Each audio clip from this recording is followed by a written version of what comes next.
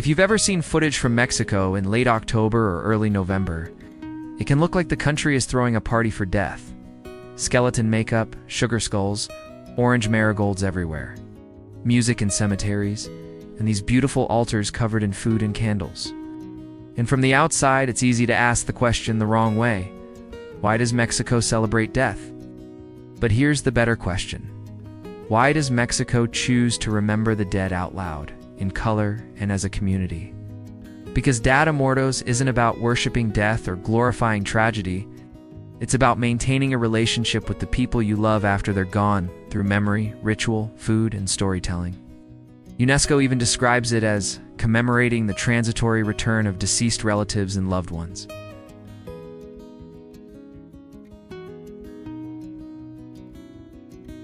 Dia de Muertos, or Day of the Dead, is typically observed on November 1st and 2nd, and it centers on families honoring deceased relatives at home altars, in cemeteries, and in community gatherings. A lot of people compare it to Halloween because the dates sit right next to each other, and both use spooky imagery. But culturally, the meaning is different. Dia de Muertos uses skulls and skeletons not to scare you, but to remind you that death is part of life's cycle, something you face with love, humor, and respect.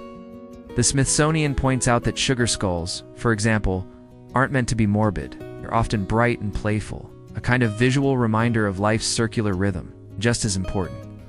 It's not one single Mexico-wide script. It varies by region, community, and family. UNESCO specifically frames the tradition as practiced by indigenous communities of Mexico, and the way it's observed can look very different depending on where you are. Now, if this tradition is so emotionally specific, you might wonder, where did it come from? That answer takes us back way before modern Mexico existed.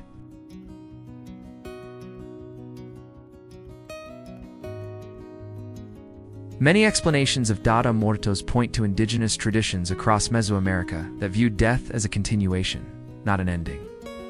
Britannica notes the holiday's origin in indigenous peoples of Mesoamerica and explains how it later blended with Catholic observances. It's introduced by Spanish colonizers, especially All Saints' Day and All Souls' Day, which fall on November 1st and 2nd. Think of it like this.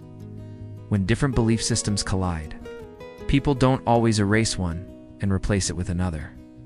Sometimes they layer them. Families keep older ideas about ancestors and the ongoing presence of the dead, while the calendar and some symbols align with Catholic practice.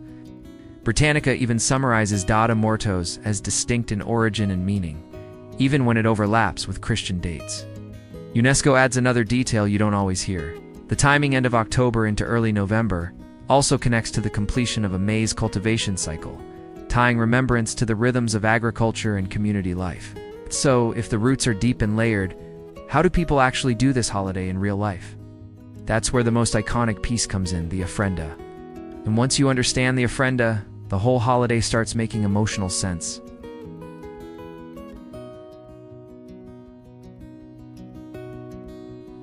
An ofrenda is a home altar made to welcome and honor the dead. Indigenous describes it as one of the most widespread customs during Dia de Muertos prepared in homes before the souls are believed to arrive. The point is not decoration. The point is invitation, creating a space that says, you're still part of this family. That's why the objects are so sensory. You'll see photos to anchor memory, candles to guide the way, marigolds for color and scent, water and salt as basic offerings and symbols of care, copal incense to mark the space as sacred, food, often the favorite dishes of the person being honored. Even the party-looking parts like pan de muerto, sweets and skulls make sense here. The Smithsonian breaks down how common ofrenda items carry meaning, and the INT, a Mexican government source, frames offering as sharing bread, salt, fruit, water, and more with the dead. In other words, this is not a celebration of dying. It's a practice of continuing love, using everyday human language, food, scent, light, and family stories. Now, you might be thinking, okay, but why all the skulls? Why make death look playful? That's where Mexico's most misunderstood aesthetic comes in.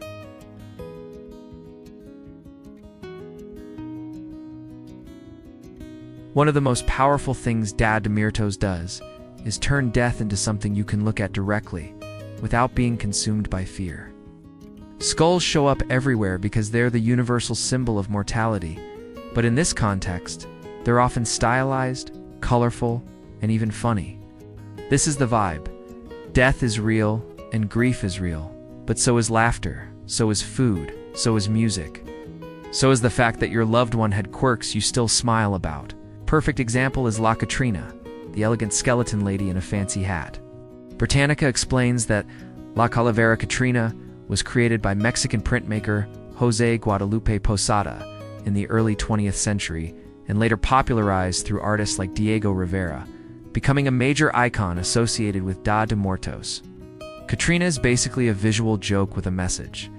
No matter how wealthy or stylish you are, everyone ends up the same. It's satire, it's art, and it's a reminder not to take status too seriously when life is short. So if the holiday mixes tenderness with humor, how does it survive in the modern world, especially with tourism, social media, and commercialization? That brings us to the present day.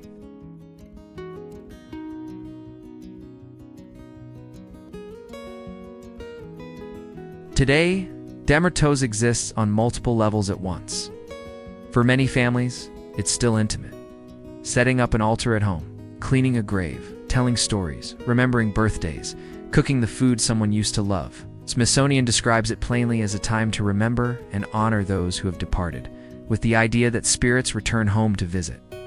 At the same time, public celebrations have grown, especially in big cities and outside Mexico, sometimes blending into parades, costumes, and big events. That visibility can help the tradition travel, but it can also cause confusion, especially when outsiders treat it like Halloween or as purely an aesthetic. Recent reporting has highlighted the tension between keeping the spiritual heart of the holiday and the pressure of commercialization. So why does Mexico celebrate death? Because it's not really celebrating death. It's refusing to let death erase belonging. Dia de Muertos is a cultural system that says, love doesn't stop at the grave. Memory is an active practice, and grief can coexist with beauty.